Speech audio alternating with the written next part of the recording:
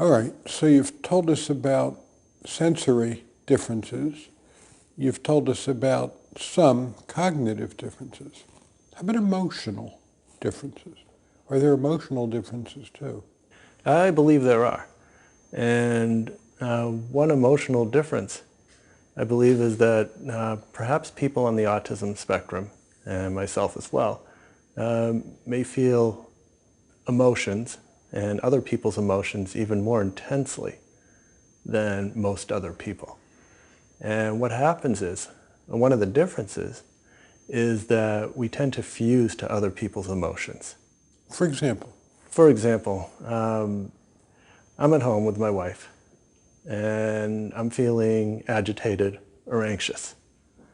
And what I've learned is that if I have a feeling that's inconsistent with the environment or what's going on, I need to actually ask her, are you feeling agitated or anxious about something? And very often I'll find out that she is.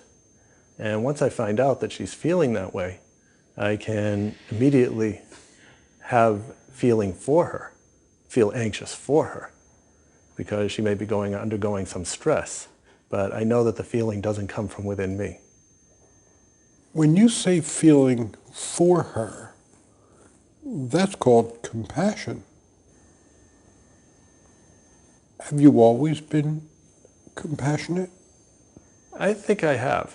When I was younger, or I should say as a child, I felt that I was pretty good at sensing how other people feel. And that runs contrary to a very common myth about Asperger's syndrome. A myth. Let me turn to you, Rob.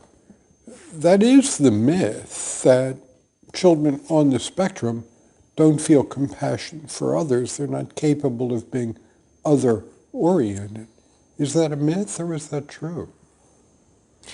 I think it's a little of both. I think people on the spectrum